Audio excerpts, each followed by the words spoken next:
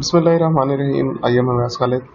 In last lecture we were discussing about perception कि perception क्या होती है, हमने उसके बारे में देखा, फिर उसके हमने components के बारे में देखा और फिर अब जो है वो हम उसके aspects के बारे में हम बात कर रहे थे। तो पहला aspect जो है वो उसका जो कि सिलेक्शन के बारे में था वो हमने डिस्कस कर लिया था। अब जो है वो हम उसी को कंटिन्यू करते हुए ऑर्गेनाइजेशन जो कि उसका दूसरा एस्पेक्ट है उसके बारे में बात करेंगे। एस्पेक्ट क्या है कि हम जो है वो इंफॉर्मेशन सबसे पहले सिलेक्ट करते हैं, फिर ऑर्गेनाइज करते हैं और फिर इनको इंटरप्रेट करते हैं ताकि जो वर्ल्ड अराउंड अस है हम उसकी एक मीनिंगफुल पिक्चर जो है वो ड्रा करें अपने माइंड के अंदर।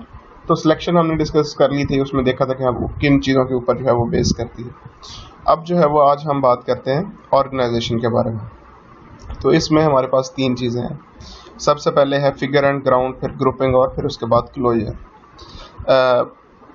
फिगर एंड ग्राउंड, इसको जो है वो आप ये समझें कि एक फोकल पॉइंट है, जिस वो चीज़ है जिसके बारे में हमने इंफॉर्मेशन कलेक्ट कर ली हुई है और अब उसको ऑर्गेनाइज करना है, मतलब वो इंफॉर्मेशन है। और दूसरा ग्राउंड, ग्राउंड क्या है, हमारा माइंड है, वो प्लेस है जहाँ पे हमने उसे ऑर्गेनाइज करना है। People tend to organise perception into figure and ground relationship, कि फिगर और ग्राउंड का रिलेशनशिप है उसको वो जो है वो डिटरमिन करता है कि हम इसको कैसे ऑर्गेनाइज करते हैं। हमारे माइंड के अंदर जो है वो कोई एम्प्टी स्पेस नहीं है, वहाँ पे बहुत सारी चीज़ें पहले ही चल रही हैं, कुछ इन्फॉर्मेशन पहले से है, कुछ हम कलेक्ट कर रहे हैं, ठीक है। तो इसको मीन्स कि वो चीज़ फ्री नहीं है। बेसिकली ये जो टर्म है फिगर एंड ग्राउंड की, ये साइकोलॉजी का एक जो है वो टर्म है और ज़्यादातर इसे अगर हम देखें तो ये एड्स जो है वो होती हैं हमारी, उनके अंदर जो है वो इसको ज़्यादा जो है वो यूज़ किया जाता है कि आप जो है वो कोई भी लेट्स से एक वाइट पीस ऑफ पेपर है और उसको उसके ऊपर हम कुछ ड्रॉ करते हैं ब्लैक पेन से। तो हम समटाइम देखते हैं कि हम थोड़ा सा ड्रॉ करते हैं ब्लैक कलर के साथ और जो इमेज बनता है वो वाइट के अंदर बनता है, ठीक है। तो ये है फिगर और ग्राउंड का रिलेशनशिप। तो हम इसे जब मार्केटिंग के पॉइंट ऑफ व्यू से इसके अंदर बात करते हैं तो हम वो जो फिर ग्राउंड क्या है, हमारा माइंड है, और फिगर जो है वो जो चीज़ें हम नोटिस कर रहे होते हैं। तो ये ग्राउंड जो है वो इसका वो बहुत हेजी है। हेजी मीन के बहुत ज़्यादा क्लटर्ड है, ठीक है। बहुत ज़्यादा विजिबिलिटी जो है वो उसके अंदर बहुत ज़्यादा, हेज कहते हैं कि ये हमारा एक जैसे फोग होती है, इसी तरह गर्मियों के अंदर एक हमारी वेदर कंडीशन है जिसे हेज कहते हैं। तो जो है वो ये हेज जो है वो ग्राउंड के अंदर बहुत ज़्यादा होती है, तो विजिबिलिटी जो है वो ज़्यादा नहीं होती। तो हम बीइंग अ मार्केटर हम ऐसा अपना एड डिज़ाइन करते हैं जो कि हमें स्टैंड आउट नज़र आए। कि अब टीवी के ऊपर जो है वो बहुत सारी एड्स आ रही हैं, ठीक है। तो एक एड ही हमें क्यों याद हो जाती है, उसका जिंगल हमारे माइंड के अंदर क्यों चलता है, ठीक है। ये सर्विस ऐड के ऊपर से इतनी मीम्स क्यों बनी, ठीक है। तो हमने ऐसी चीज़ जो है वो डिज़ाइन करनी है जिसको जो है वो नोटिस जो है वो किया जा सके, वो नोटिसेबल हो, कैची हो, ठीक है। तो ऑर्गेनाइजेशन जो है वो इसके ऊपर डिपेंड करती है जो भी इंफॉर्मेशन हमने सेलेक्ट की। नेक्स्ट जो है वो हमारा दूसरा वो है grouping. People group stimuli into form a unified impression of our concept, कि हम बहुत सारी चीज़ों को देखते हैं और फिर उनको ग्रुप करते हैं, ठीक है, और ताकि हम जो है वो एक कंप्लीट इमेज जो है वो बना सकें। इससे क्या होता है कि आपने कुछ एक वेबसाइट के ऊपर एक इंफॉर्मेशन देखी, कुछ जो है वो किसी से सुना, और कुछ आपने उसकी हैंडलिंग के प्रोडक्ट, लेट्स से एक कार नई इंट्रोड्यूस हुई, आपने पाक व्हील्स के ऊपर उसके रिव्यू पढ़े, फिर आप जो है वो वहाँ पे गए और उसकी टेस्ट ड्राइव ली और एक फ्रेंड से उसके बारे में उसकी ओपिनियन सुनी। तो आपने इन सब को जो है वो इकट्ठा कर लिया, ठीक है, ताकि आप उसका एक यूनिफाइड इमेज, एक कंप्लीट इमेज जो है वो बना सकें, ठीक है, ताकि वो आपका कंसेप्ट जो है वो फुलफिल हो। Grouping helps memory and recall, और इससे क्या होता है कि आपकी मेमोरी के अंदर वो उसको रिकॉल भी जो है वो मिलता है, कि आपने जो पाक व्हील्स पे पढ़ा था वो रिकॉल हुआ, वो अपनी मेमोरी के अंदर स्टोर हुआ, और अब जो हैंडलिंग के मतलब उसको कार की टेस्ट ड्राइव पे जो आपको इन्फॉर्मेशन मिली और फिर जो फ्रेंड से सुना, तो ये एक क्या है, ग्रुप बन जाता है। ये भी हमारा ऑर्गेनाइजेशन का पार्ट है। थर्ड जो है वो हमारे पास वो है closure. People have a need for closure and recognize perception to form a complete image। अब समटाइम ऐसा होता है कि हमें कुछ चीज़ों का पता होता है और कुछ पीस जो है वो मिसिंग है। तो वो जो मिसिंग पीसेस हैं हम उनको फिल करने की कोशिश करते हैं। ठीक है, कैसे कि हम उसके क्यूरियोसिटी के अंदर लग जाते हैं कि उसको हमने फिल करना है। तो अगर हम कंपेयर करें कुछ ऐसे मैसेजेस के साथ कि जिसमें हमें पूरी इंफॉर्मेशन बता दी गई। अब लेट्स से आपने किसी रिटेल स्टोर का एड देखा, ठीक है, ये किसी भी चीज़ का आप देखेंगे, आपने किसी का एड देख लिया तो वो आपने कंप्लीट देखा, उसको आपका मतलब उसने जितनी इन्फॉर्मेशन थी वो आपको दे दी, तो शायद वो आपके माइंड से स्किप हो जाए। लेकिन एक ऐसा जो है वो ऐड आपने जो है वो देखा है या नोटिस किया है जिसमें अभी वो कुछ इन्फॉर्मेशन जो है वो बाकी है, ठीक है, तो आपकी कैरोसिटी उसके अंदर जो है वो रहेगी, आप उसके अंदर इंडल्ज रहेंगे, आप उसको ज़्यादा रिमेंबर आपको जो है वो रहेगा। क्यों? क्योंकि उसका एक पीस जो है वो मिसिंग है और आपने उसको जो है वो फुलफिल करना है। हम देखते हैं कमिंग सून आ रहा होता है, ठीक है, उस पर बहुत सारी चीज़ों के अंदर जो है वो आ रहा होता है, तो उसमें क्या है कि वो अभी इनकम्प्लीट मैसेज है, ठीक है, तो उसको आपने पहले तो खुद से आपको करेंगे कि जी इतनी सेल लगेगी या जो भी होगा, ठीक है, तो वो जो मिसिंग पीस है आप उसको फुलफिल करने की कोशिश करते हैं खुद से, उसके अंदर इंडल्ज रहते हैं, तो वो आपको ये भी आपकी ऑर्गेनाइजेशन का जो है वो एक पार्ट है। अब ये एक ऐड देखें, what element of perceptual organisation is featured in the ad, ठीक है, कि इस ऐड के अंदर आपकी परसेप्शन जो है उसका ऑर्गेनाइजेशन का जो है वो कौन सा पार्ट जो है वो यहाँ पे नजर आ रहा है। ये मैंने इसको जूम कर दिया। यहाँ पे अगर आप देखें, can you match the guitar with the fit of the jeans, कि आप इनमें से गिटार को जीन्स के कौन सा गिटार कौन सी जीन्स के साथ जो है वो मैच करता है, ठीक है, तो यहाँ पे कौन सा परसेप्शन का एलिमेंट जो है वो यूज हुआ है। क्या आप में से अगर कोई गेस कर सकता है? अगर हम क्लास में बैठे होते तो हम जो है वो ये एक्सरसाइज पूरी जो है वो करते। अगर इसको हम देखें तो इसमें क्लोजर का एलिमेंट जो है वो यहाँ पे यूज है, क्योंकि ये इंफॉर्मेशन कंप्लीट नहीं है, हमें नहीं पता कि उसके ऊपर कौन खड़ा हुआ है, ठीक है, किस तरह के लोग हैं, तो हम उसको उसके साथ मैच जो है वो पूरा नहीं कर पा रहे हैं, ठीक है, तो इसको चूंकि हमने फुलफिल कर रहे हैं, हमें पूरी इंफॉर्मेशन नहीं है, तो इसलिए जो है वो ये हमारे माइंड के अंदर जो है वो रहता है। तो यहाँ पे क्लोजर का एलिमेंट जो है वो डिस्कस किया। फिर नेक्स्ट जो है वो थर्ड एस्पेक्ट जो है वो इसका वो है इंटरप्रिटेशन, ठीक है, कि हमने वो जो इन्फॉर्मेशन सिलेक्ट की थी उसे ऑर्गेनाइज कर लिया और अब उसको अपने माइंड के अंदर हम इंटरप्रेट करने चाह रहे हैं। तो इसमें कुछ चीज़ें अपना रोल प्ले करती हैं। तो पहली है उसके अंदर स्टीरियोटाइप्स, ठीक है, स्टीरियोटाइप्स क्या है कि हमारे माइंड के अंदर कुछ क्लिशेस जो है वो एग्जिस्ट कर रहे होते हैं, ठीक है, प्री होल्ड मीनिंग्स हमारे माइंड के अंदर जो है होती हैं किसी भी चीज़ से रिलेटेड, ठीक है, जैसे एक हमारे उसके अंदर एग्जिस्ट करता है स्टीरियोटाइप है कि वमेन आर बैड ड्राइवर, ठीक है, कि ख़वातीन जो है वो अच्छी ड्राइवर नहीं है, हालांकि ऐसा नहीं है, ठीक है, ज़्यादातर जो एक्सीडेंट्स होते हैं वो तो मेल करते हैं, ठीक है, फिर ट्रेन्स के एक्सीडेंट क्यों होते हैं, फिर ये पायलट्स जो है वो व्हाट्सएवर, तो ये एक चीज़ हमारे माइंड के अंदर जो है वो एग्जिस्ट करती है, ठीक है, ये और बहुत सारे आप देख सकते हैं रियल लाइफ के अंदर हमारे माइंड के अंदर जो है, तो ये क्या है, ये स्टीरियोटाइप्स हैं, ठीक है।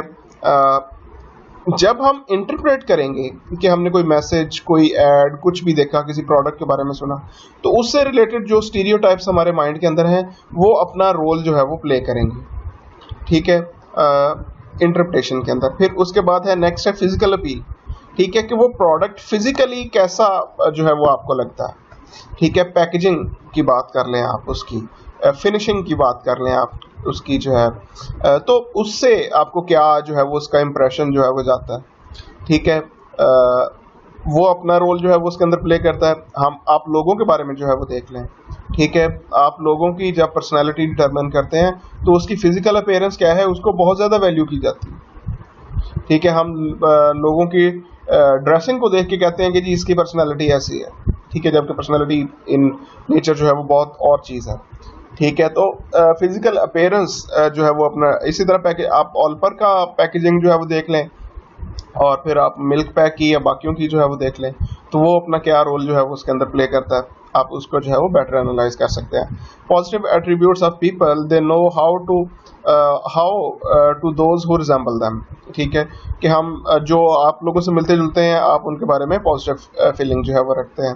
इंपॉर्टेंट फॉर मॉडल सिलेक्शन, कि आप जो है वो इसको अगर आप ये देखें कि जब आप कुछ सिलेक्ट करने जा रहे होते हैं तो उसमें फिजिकल अपीयरेंस जो है अपना रोल जो है वो प्ले करती है। फिर descriptive terms, verbal messages reflect stereotypes. ठीक है, कि समटाइम आप कुछ ऐसी चीज़ें कोई लिखा हुआ कुछ ऐसी टर्म्स जो हैं आप उनसे जो है वो कुछ मीनिंग जो है वो लेते हैं। ठीक है, एक प्रोडक्ट है उसके ऊपर अगर वो उसका नेम भी उर्दू के अंदर है, उसकी पैकेजिंग हर चीज़ उर्दू के अंदर है, तो शायद हमारी कुछ एक certain portion of the society जो है वो उसको उतना ज़्यादा वैल्यू ना करे, क्योंकि वो स्टीरियोटाइप जो है वो वहाँ पे एग्जिस्ट हो गया। आप जो है वो ये स्कूल्स के हम नाम देखें तो क्या होता है कि डिक्शनरी में से कोई एक मुश्किल सा नाम जो है वो ढूंढ के वो रख दिया जाता है स्कूल का नाम, और उससे जो है वो फिर ये इस तरह का जो है वो स्कूल। अगर इसी तरह कोई अगर किसी ने इकबाल या कायदे आज़म या जना या इस तरह का कोई रखा तो फिर उसको शायद हम उतनी वैल्यू नहीं देते। ठीक है, तो डिस्क्रिप्टिव मैसेजेस जो हैं वो भी सम टाइम जो है वो रिफ्लेक्ट करते हैं।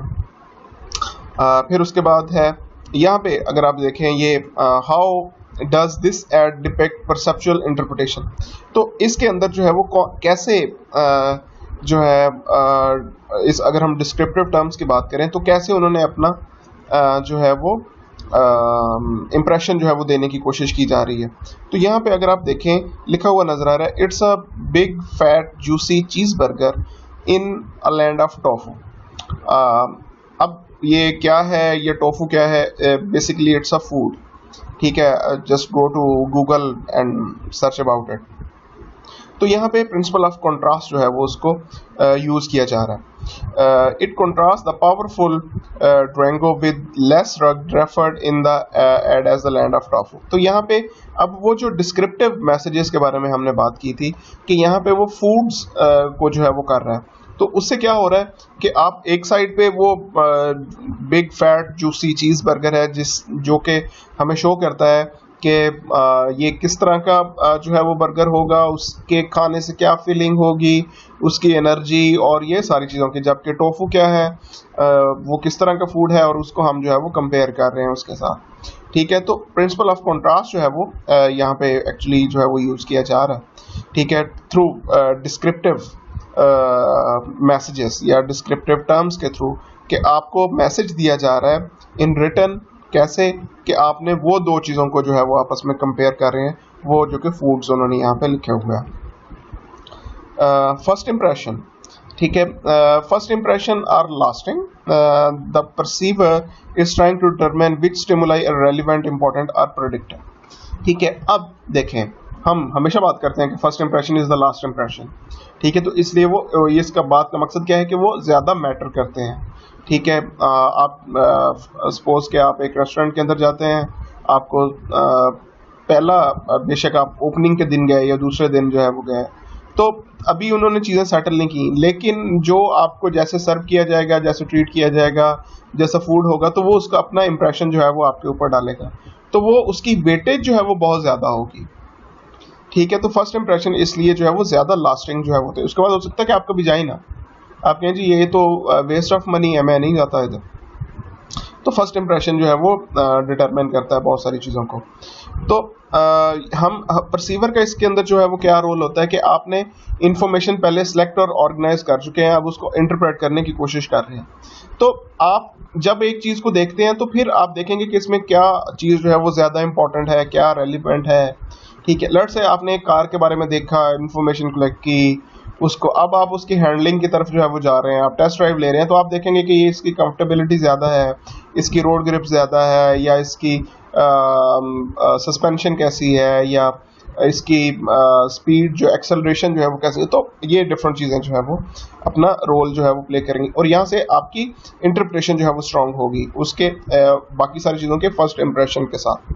उसके बाद नेक्स्ट जो है वो हमारे पास है हॉलो इफेक्ट। हॉलो इफेक्ट कहते हैं कि हम किसी एक एस्पेक्ट को लेते हुए हम पूरी उसको डिटरमिन करने की कोशिश करते हैं।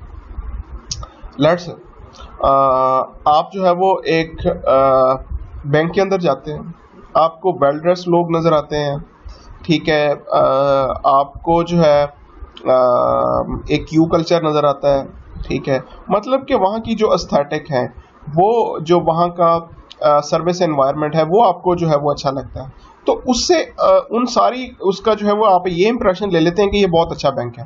हो सकता है कि एक ऐसा बैंक जिसके अंदर ये फिजिकल सर्विस इतनी अच्छी ना हो, लेकिन उसकी बाकी प्रोडक्ट सस्ती भी हों, ज़्यादा वैल्यू फॉर मनी भी हो, और ज़्यादा रिलायबल भी हो, कस्टमर सेटिस्फेक्शन ज़्यादा हो।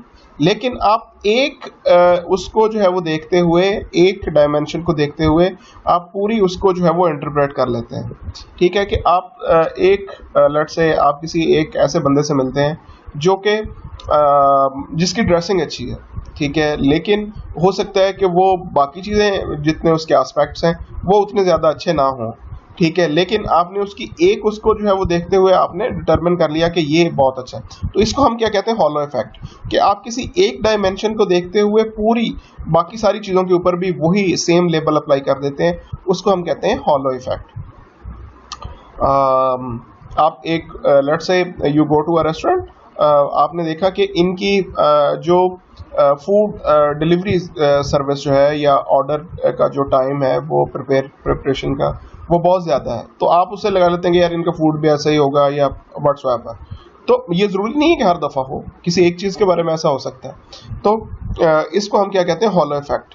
इसको मैं दोबारा पढ़ता हूँ। Consumer perceive and evaluate multiple object based on just one dimension. कि आप किसी एक चीज़ को देखते हुए बहुत सारी चीज़ों को जो है वो एनालाइज जो है वो कर रहे होते हैं, इसको हम जो है वो क्या कहते हैं? Hollow effect. तो ये हमारे 3 एस्पेक्ट थे परसेप्शन के, जिसमें से एक हमने पिछली क्लास में डिस्कस किया था और 2 आज जो है वो हमने डिस्कस किए। नेक्स्ट जो है वो हम प्रोडक्ट पोजीशनिंग के ऊपर जो है वो बात करते हैं। पोजीशनिंग क्या होती है? कि हमने कस्टमर के माइंड के अंदर अपनी प्रोडक्ट का एक यूनिक, डिस्टिंक्टिव और क्लियर इमेज जो है वो हमने क्रिएट करना होता है, ठीक है। मैं दोबारा बता देता हूँ कि हमने एक इमेज क्रिएट करना होता है अपनी प्रोडक्ट का, that must be unique, distinctive and clear. Unique क्या है? कि वो बाकियों से जो है वो डिफरेंट हो, ठीक है, वो बताए कि हमारा प्रोडक्ट बाकियों से कैसे डिफरेंट है। डिस्टिंक्टिव, उसे वाज़ेह तौर पे नज़र आना चाहिए, ठीक है, क्लियरली हम लोगों को बता सकें। और क्लियर का क्या मकसद है? कि एम्बिगुइटी ना हो उसके अंदर, कि एक प्रोडक्ट हमने देखी तो हमें समझ ही ना आए कि ये है किस लिए, ये किस चीज़ का ऐड हमने देखा था। तो हमने कस्टमर के माइंड के अंदर अपनी प्रोडक्ट का क्लियर, डिस्टिंक्टिव और यूनिक इमेज जो है वो क्रिएट करना होता है। एस्टेब्लिशिंग अ स्पेसिफिक इमेज, और एक चीज़ मैं आपको और बता दूं कि और ये इमेज जो है वो डिज़ायरेबल बाय द कंपनी होता है, कि इमेज वैसा ही क्रिएट होना चाहिए कि जैसा आप क्रिएट करना चाहते हैं। कैसे? कि आप एरियल का आप ऐड देखें और जो है वो आप एक्सप्रेस पावर का ऐड देखें, ठीक है। एरियल के इमेज के अंदर कभी वो ये बात नहीं करेगा कि इसकी प्राइस क्या है, ठीक है, वो उसकी क्वालिटी के बारे में बात करेगा, ठीक है। जबकि अगर आप एक्सप्रेस पावर का ऐड देखेंगे तो वो हमेशा प्राइस के ऊपर बात करेगा। आप बोनस और सर्फ एक्सेल को कंपेयर कर लें, बोनस जो है वो हमेशा ये बात करेगा, उसकी क्वांटिटी के बारे में बात करेगा, ठीक है, कि आप एक पैकेट के साथ जो है वो इतने ज़्यादा जो है वो कपड़े धो सकते हैं। जबकि सर्फ एक्सेल जो है वो हार्ड स्टेन्स के बारे में बात करेगा कि हम उनको कैसे रिमूव कर सकते हैं। तो आप क्वालिटी पे इमेज बना रहे हैं, अपना क्वांटिटी पे बना रहे हैं, दैट इज़ योर डिस्क्रिप्शन। तो आपने उसी तरह का इमेज जो है वो बनाना है। Convey the product in the terms of how it fulfil the needs. कि इस इमेज से क्या होता है कि हम कस्टमर को ये कन्वे कर रहे होते हैं कि ये आपकी नीड को कैसे फुलफिल करेगा। अब देखें ये डिटर्जेंट के बारे में तो है, सबने जो नीड फुलफिल करनी है वो कपड़े ही धोने हैं, लेकिन हाउ? वो ये आंसर दे रहे हैं कि वो जो सर्फ एक्सेल है वो क्वालिटी के थ्रू दे रहा है, और जो ये बोनस है या एक्सप्रेस पावर है वो प्राइस के थ्रू दे रहा है, कंपेटिटिव प्राइस के ऊपर। Successful positioning creates a distinctive positive brand image, ठीक है। जो अच्छी पोजिशनिंग होती है उससे हम जो है वो एक डिस्टिंक्टिव और पॉजिटिव ब्रांड इमेज जो है वो अचीव करने जा रहे होते हैं।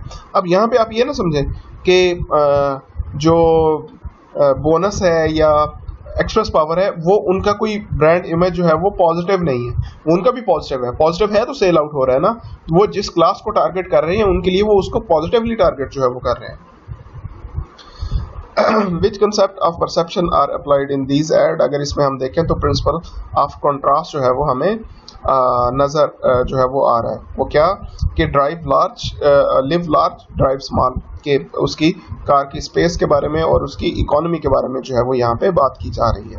प्रिंसिपल ऑफ कंट्रास्ट जो है वो अप्लाई किया जा रहा है। पैकेजिंग एज पोजिशनिंग एलिमेंट, तो पैकेजिंग जो है वो पोजिशनिंग के अंदर कैसे अपना रोल जो है वो प्ले करती है। Packaging conveys the image that brand communicates to the buyer, कि हम जो इमेज क्रिएट करना जा रहे हैं वो पैकेजिंग के थ्रू जो है वो क्रिएट हो रहा होता है, वो उसको कन्वे जो है वो कर रहा होता है। अब कैसे, अगर आपको याद हो तो गोरमे की जो इनिशियली बॉटल्स आई थी वो कैसी थी, अगर आप उसको इफ़ यू कैन रिकॉल, फिर उसके बाद उन्होंने अपनी पैकेजिंग जो है वो चेंज कर दी, तो उससे क्या मैसेज जो है वो कन्वे हुआ, पहले क्या मैसेज कन्वे किया जा रहा था। फिर इसी तरह अगर आप नेस्ले की बोतल के बारे में जो है वो बात करें, ठीक है, नेस्ले वाटर प्योर लाइफ के बारे में बात कर रहा हूँ, तो उन्होंने अगर उसके अंदर पैकेजिंग के थ्रू उन्होंने उसके ऊपर लिखा कि हमने इसमें 18% प्लास्टिक जो है वो रिड्यूस करी है, तो इससे वो क्या इमेज जो है वो इको फ्रेंडली का जो इमेज है वो आपको जो है वो देना चाह रहे हैं, वो जो प्योरिटी का जो इमेज है वो आपको जो है वो देना चाह रहे हैं। ठीक है, फिर इसी तरह मैंने अभी थोड़ी देर पहले ऑलपर्स और उसके बारे में बात की मिल्क पैक में, तो दोनों का जो है वो एक डिफरेंट जो भी उनका मैसेज है वो कन्वे किया जा रहा है थ्रू देयर पैकेजिंग। ठीक है, बाकी चीज़ों को एक साइड पे जो है वो रखते हुए colour, weight, image and shape are all important. ठीक है, कि आप उसके अंदर पैकेजिंग के अंदर क्या कलर जो है वो यूज़ कर रहे हैं। ठीक है, फिर उनकी जो है वो कलर के बारे में अगले चैप्टर के अंदर हम इन डिटेल बात करेंगे। ठीक है, फिर वेट उसका क्या है, इमेज, शेप, और ये सारी चीज़ें इंपॉर्टेंट है। Repositioning might be necessary because increase competition, changing consumer taste. Some time हमें जो है वो रीपोजिशनिंग की तरफ जो है वो जाना पड़ता है, क्योंकि लोगों का टेस्ट जो है वो चेंज हो रहा होता है कस्टमर का, और जो है वो कंपटीशन जो है वो ज़्यादा आ जाता है, फिर जो है वो हम रीपोजिशनिंग की तरफ जो है वो जाते हैं। ठीक है, अगर आप देखें इसको, आप स्प्राइट को देख लें, तो स्प्राइट ने पहले अपने आप को क्रिकेट के साथ एसोसिएट किया और फिर उसको उन्होंने फूड के साथ जो है वो स्पाइस के साथ जो है वो एसोसिएट किया। फिर इसी तरह आप 7 अप को देख लें, ठीक है, उन्होंने अपने आप को फूड के साथ जो है वो एसोसिएट किया, फिर म्यूज़िक के साथ जो है वो एसोसिएट किया। ठीक है, ये आपके सामने ये मुल्तान में भी फेस्ट जो है वो उनका होता रहता है। ठीक है, फिर इसी तरह और बहुत सारी चीज़ें आपको नज़र आती हैं, तो इसलिए जो है वो हम रीपोजिशनिंग की तरफ जो है वो चले जाते हैं। लेकिन अगर ये मैंने अभी तक जो है वो प्रोडक्ट्स के बारे में बात की, तो जब हम सर्विसेज के बारे में आते हैं तो सर्विसेज चूँकि इंटेंजिबल होती हैं, ठीक है, उनके लिए जो है वो बहुत ज़्यादा वैल्यू होती है हमारी पोजीशनिंग की। इमेज इज़ अ की फैक्टर फॉर सर्विसेज, तो जैसा इमेज क्रिएट हुआ होगा सर्विसेज का वैसा ही आपकी जो बाकी चीज़ें हैं वो होंगी। Services often want differentiated positioning strategy to market several version of their service to different markets. अब देखें, अब फैसल मूवर्स की बात कर लें तो उनकी डिफरेंट सर्विसेज हैं फॉर डिफरेंट पीपल। कैसे कि एक बिजनेस क्लास भी है और एक जो है वो इकोनॉमी क्लास भी है। ठीक है, अब दोनों के डिफरेंट लेवल ऑफ प्रोडक्ट हैं और उनकी दोनों की मार्केट्स डिफरेंट है। ठीक है, तो उनको हमने अपना इमेज जो है वो वैसे ही क्रिएट करना है। तो उसके लिए हमें क्या है कि हम उन दोनों के लिए हमने अपने टर्मिनल के ऊपर लाउंज जो है वो सेपरेट बना दिए। ठीक है, उनकी बसेस हमने डिफरेंट कर दी। ठीक है, ये क्या हो रहा है, इन सब के थ्रू हम अपना जो है वो इमेज क्रिएट कर रहे हैं। हमने उनकी एडवर्टीजमेंट जो है वो डिफरेंट की। ठीक है, हमने उसके अंदर जो रिफ्रेशमेंट दे रहे हैं वो जो है वो उसका डिफरेंट किया। ठीक है, ये क्या है कि ये हमने उन दोनों को उनकी दोनों की मार्केट के ऊपर जो है वो देखते हुए एक डिफरेंट स्ट्रेटजी को जो है वो हमने यूज़ किया, ताकि हम अब देखें उनकी, आप टिकट से पहली चीज़ जो है वो टिकट है, आप टिकट से देख लें उनको कि टिकट से उनका जो है वो वहाँ से इंप्रेशन जो है वो उनका स्टार्ट जो है वो होता है। तो सर्विसेज के लिए जो है वो प्रोडक्ट से भी ज़्यादा जो है वो इम्पोर्टेंट होता है पोजिशनिंग का। अगर आप इस एड के अंदर जो है वो देखें, ये मैं इसको जो है वो जूम इन करता हूँ, अगर आप ऊपर जो है वो देखें, which element of this ad convey the restaurant's perceptual positioning, कि रेस्टोरेंट जो है वो भी हमारे सर्विसेज के अंदर जो है वो आते हैं। तो यहाँ पे कौन सी ऐसी चीज़ है जो कि हमारा मैसेज जो है वो कन्वे कर रही है। मैं इसको जो है वो देख लेता हूँ। हॉरिफाइंग वेजिटेरियंस सिंस 1980, ठीक है। नीचे अगर आप देखें उन्होंने अपना एड्रेस लिखा हुआ है और उनका नाम जो है वो पोस्ट हाउस, ठीक है। अगर आप ये नाइफ के ऊपर देखें तो वहाँ पे भी जो उन्होंने लिखा हुआ है the post house New York city, ठीक है। तो ये क्या है, ये मैंने आपको उसकी मेन चीज़ें जो है वो बता दी। अब ये नीचे अगर मैं इसको और जूम इन करूं तो नीचे एक और इन्होंने जो है वो लिखा हुआ है, a gentleman steak house that even women's like this solid eat cider is more siren than the competition. अब यहाँ पे मैं जो है वो आपको हम ये देखना चाह रहे हैं कि इस एड के अंदर जो है वो क्या कौन सी ऐसे एलिमेंट को जो है वो यूज़ किया जा रहा है और कैसे जो है वो उसको यूज़ किया जा रहा है। अगर आप देखें तो यहाँ पे हम जो है एक स्टेक हाउस है जो कि ये जो नाइफ है उसकी शार्पनेस के थ्रू ये अपना मैसेज कन्वे कर रहा है। द स्टेक नाइफ, ये जो नाइफ है ये स्टेक नाइफ है, and the reference to vegetarian, ऊपर जो उन्होंने लिखा कि horrifying the vegetarians convey the position of the restaurant as well established steak house.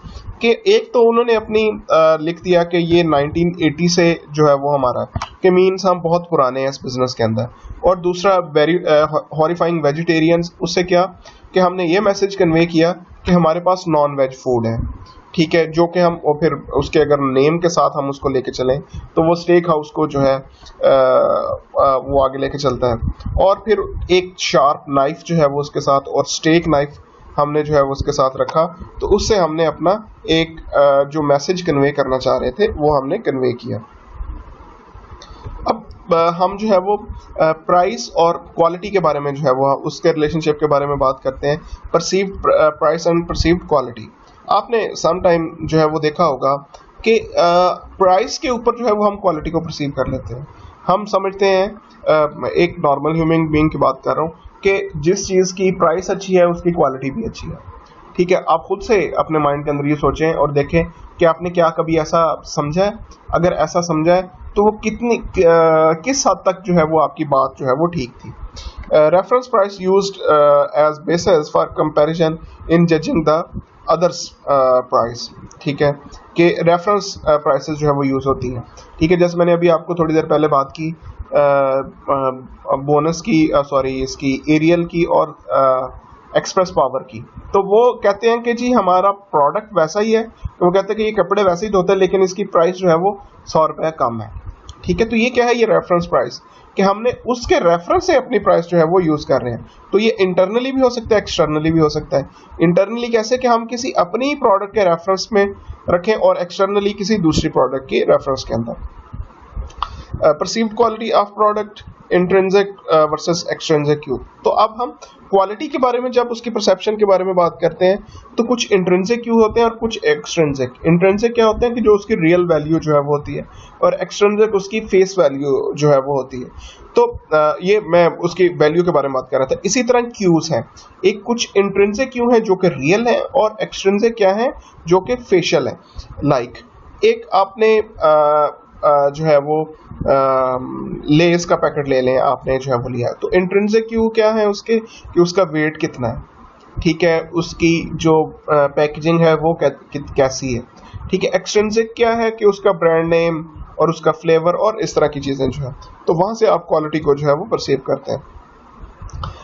3 pricing strategies focus on the perceived value, ठीक है।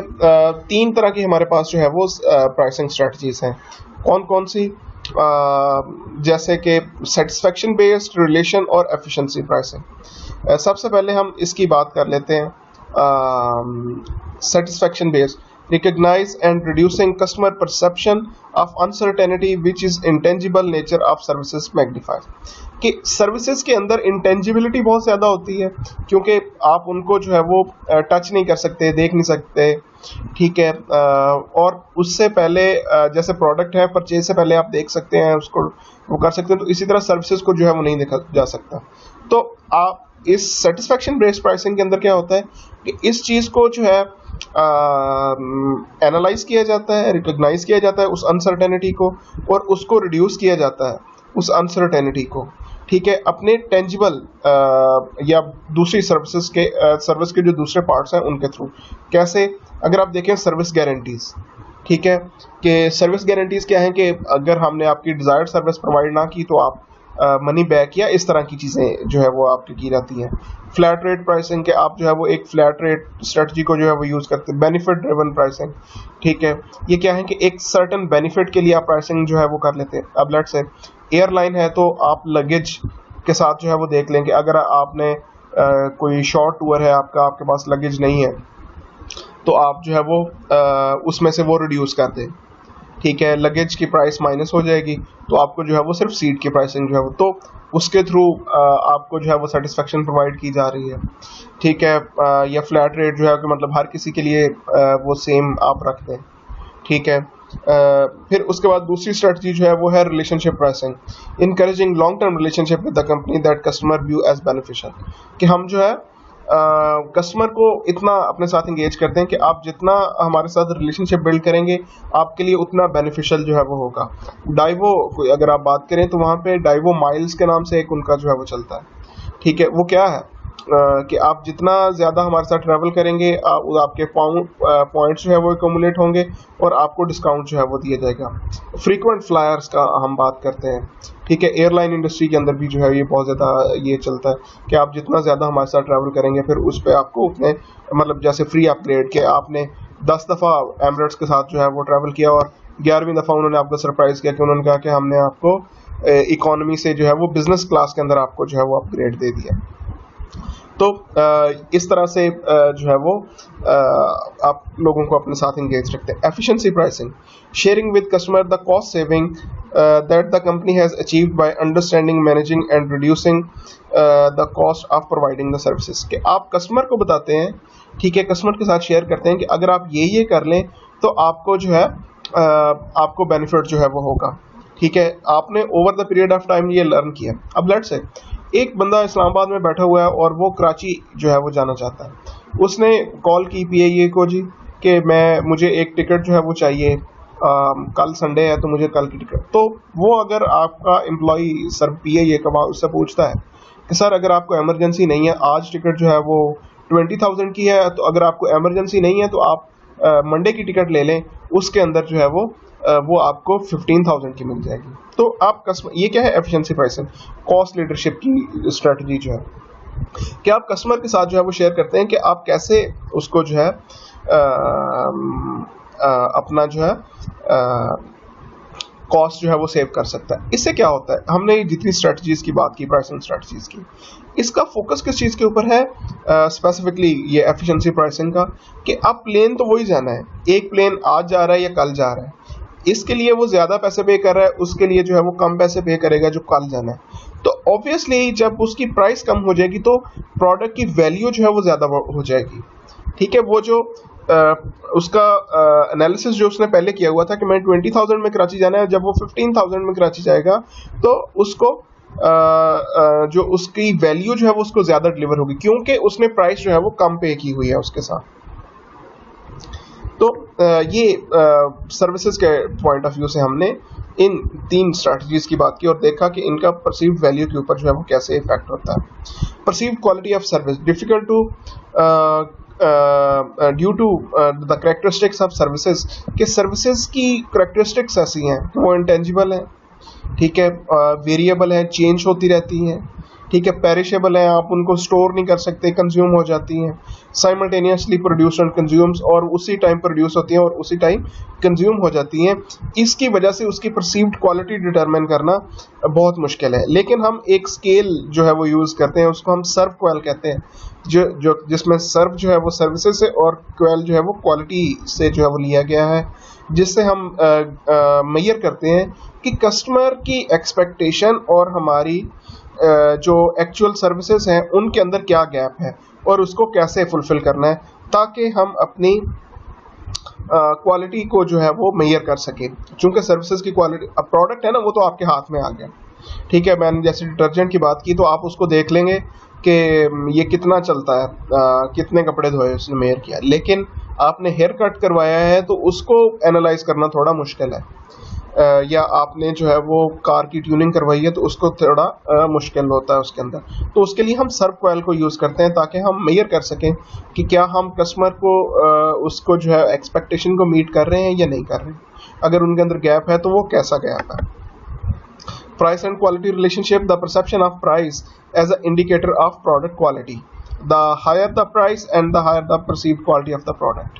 ठीक है कि ये रिलेशनशिप है, लीनियर रिलेशनशिप है कि जितनी ज़्यादा प्राइस होगी उतनी ही ज़्यादा क्वालिटी को जो है वो उसकी परसेप्शन जो है वो ज़्यादा होगी। जैसे मैंने आपको पहले बताया कि हम जो महंगा प्रोडक्ट है हम उसको समझते हैं कि इसकी क्वालिटी भी जो है वो बहुत अच्छी होगी। How can this ad effect the service perceived quality, कि ये जो एड है ये हमें कैसे जो है उसकी परसीव्ड क्वालिटी को जो है वो इफ़ेक्ट कर रहा है। मैं इस ऐड को जो है वो जूम कर देता हूँ। ठीक है, इसमें जो है वो अगर हम देखें तो हमें क्या जो है वो इसके अंदर दिखाया जा रहा है। सॉरी,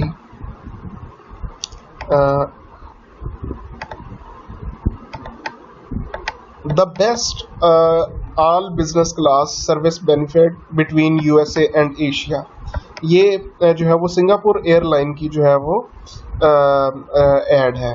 तो इसके अंदर क्वालिटी के हमने बात की थी, हमारा क्वेश्चन क्या था कि इसके अंदर कैसे जो है वो सर्विस परसीव्ड क्वालिटी के बारे में जो है वो बात की गई है। तो इसको अगर हम देखें तो यहाँ पे हमारे पास जो है पहले मैं इसको जूम आउट कर लूँ। यहाँ पे जो तो इस ऐड के अंदर वो हमें ये बता रहा है कि how they deliver the services. ठीक है, आपने मार्केटिंग मिक्स जो है वो सर्विसेज का अगर आपको याद हो तो उसके अंदर 7 पीस होते हैं हमारे पास।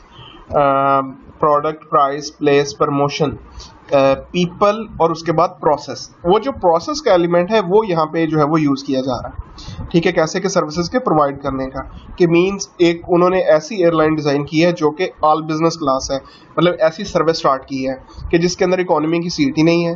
ठीक है, सिर्फ बिजनेस क्लास उसके अंदर जो है कि मीन वो आपको ये दे रहे हैं कि आप जो है वो अपने जैसे ही लोगों के साथ जो है वो ट्रैवल कर रहे हैं।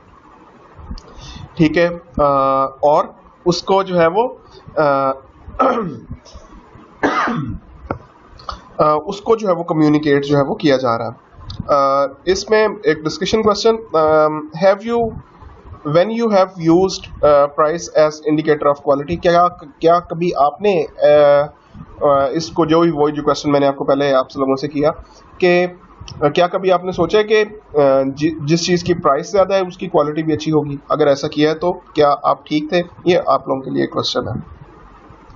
विच of the ad's element convey the product's quality. यहाँ पे इस एड का कोई ऐसी चीज़ जो कि क्वालिटी को जो है वो कन्वे कर रही हो। इसमें अगर मैं इसको जूम इन जो है वो करता हूँ तो इसमें अगर देखा जाए तो यहाँ पे हमारे पास जो है यहाँ से विजिबल नहीं होगा, चले खैर मैं आपको बता देता हूँ। वैसे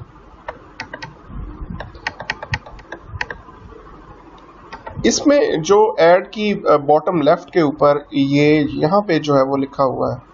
ठीक है, यहाँ पे जो है वो लिखा हुआ है परफेक्शन हैज़ इट्स प्राइस, कि अगर आप जो है परफेक्शन चाहते हैं तो उसके लिए आपको प्राइस भी जो है वो पे करनी पड़ेगी। तो ये इसका स्लोगन भी है। ठीक है, that shows the quality of the product, कि आप और वो जो प्राइस और क्वालिटी का रिलेशनशिप है कि अगर आप हाई प्राइस पे करेंगे तो फिर आपको हाई क्वालिटी भी जो है वो मिलेगी। ठीक है, इस एड में यही हमें जो है वो बताया गया। फिर अब हमने सर्विसेज के बारे में बात की, प्रोडक्ट्स के बारे में बात की।